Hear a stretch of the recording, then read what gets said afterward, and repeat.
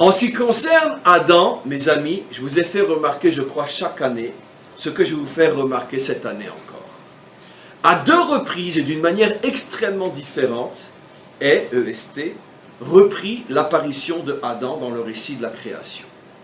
La première fois, le 6e jour, comme il est dit, le 6e jour, Hachem a dit, Naase Adam Betsalmenu, Kedmutenu, faisons l'homme à notre image, à notre ressemblance, et il le créa Zachar Venekeva, il le créa féminin et masculin, il lui demanda, il lui dit, c'est-à-dire il lui dit, il faut comprendre, il lui donna la force de dominer toutes les créatures de ce monde, les oiseaux, les poissons, les mammifères, les animaux sauvages, il lui donna d'ailleurs l'ordre de dominer toutes les créatures et de conquérir le monde, traduisez en bon français, de civiliser le monde.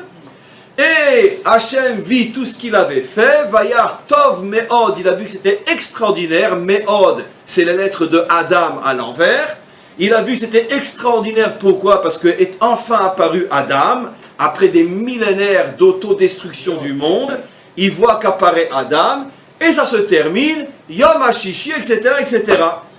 Très bien.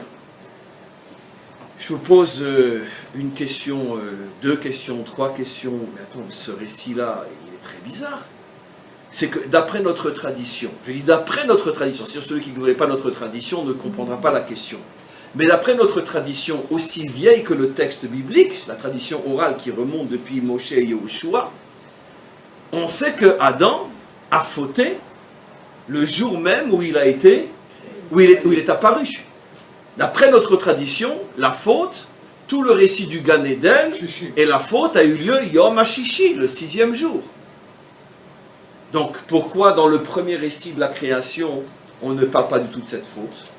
Autre anomalie, et de taille, dans le premier récit de Adam, on nous dit dès le départ, il a été créé homme et femme, Zachar Venekeva. Dans le deuxième récit que vous connaissez tous, quand on reprend le récit de la création, on nous dit qu'il a d'abord été créé seul, et que Hachem a vu qu'il n'était pas bon d'être seul. Il a pris un de ses côtés pour en faire la femme, et après, ils ont été mis, ou plutôt déjà avant, ils ont été mis dans le Gan Eden, et est venu, et il y avait un arbre qu'ils ne devaient pas manger, est venu le Nachash, et il les a fait tomber, ils ont été chassés du Gan Eden, etc. Toute cette histoire-là n'apparaît pas du tout dans le premier récit. Le récit de l'interdit, le récit de la faute, le récit de la création de la femme, c'est pas du tout apparent. Plus encore, une autre chose fondamentalement différente au niveau de la mission de Adam. Écoutez-moi parce que c'est fabuleux ce que je vous explique. Dans le premier récit, quelle est la mission de Adam? Civiliser le monde. Dominer tout ce qui n'est pas adamique. Ça veut dire, vous croyez qu'enfin, franchement, on se fiche de qui? Le maître du monde a se dévoilé à Adam, cette créature extraordinaire, pour lui dire, tu domineras les chiens et les chats, les saumons, les truites et les... je sais pas quoi, et les canards. Non mais franchement, mais qu'est-ce que nous disent nos maîtres? En vérité, toutes ces créatures appelées d'un nom animal font allusion, ou tout simplement à l'humanité non adamique. La preuve, c'est que d'après ce qu'on a expliqué, celui qui est venu attaquer Adam s'appelait Nachash. Alors c'était un humain. Et d'où on sait dans la Bible que je n'invente rien et que c'est courant, mais alors aussi courant que de voir le ciel ou que de voir la terre. Où on sait que dans la Bible c'est très courant d'appeler les civilisations, de les décrire et de les nommer et de les comparer à des animaux. Qui l'a plus fait parmi tous les auteurs de la Bible? Les prophètes. Mais regardez, dans les prophètes, ils n'arrêtent pas de comparer les civilisations à des animaux. Regardez le livre de Daniel, quand il parle de ces combats entre le bouc, entre ci, etc. Regardez le livre de Daniel, regardez Ésaïe, regardez Jérémie, regardez Ézéchiel, regardez Zacharie. À chaque fois qu'il parle des nations ou des conflits entre des nations, il les compare à des animaux qui se battent. Donc il suffit de connaître la Bible pour comprendre que si la Bible, c'est-à-dire les prophètes qui eux-mêmes s'inspirent de la Torah de Moshe, de quel droit les prophètes comparent la guerre entre les Perses et les Grecs dans le livre de Daniel? Ils le comparent à la guerre entre, je crois, entre un ours et un bélier. De quel droit? Pourquoi vous comparez des humains à des animaux? Mais il répond, mais parce que la Torah l'a fait avant nous. Quand il a été donné à Adam lors de dominer les animaux, on parlait bien sûr pas des canards. Vous prenez la Torah pourquoi et pour qui? Il s'agissait des civilisations.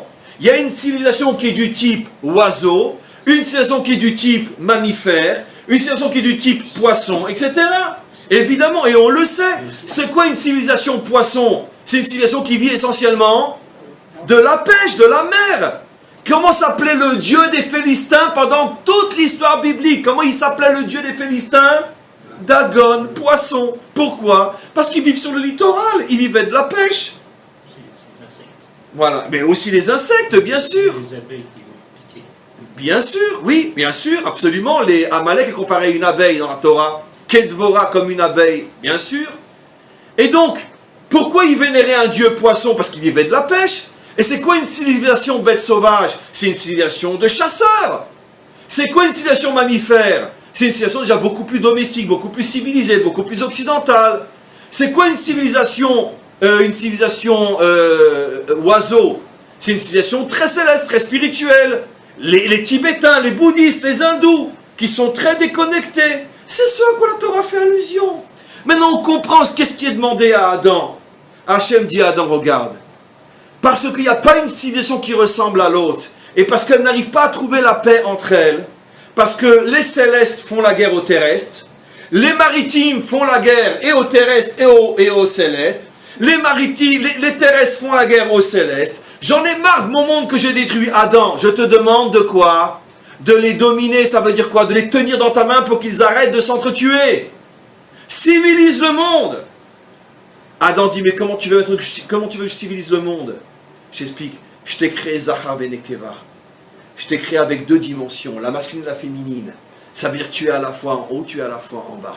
L'homme, il est toujours en haut, par rapport à sa femme en tous les cas. Heureusement qu'elle, elle redescend un petit peu. Okay.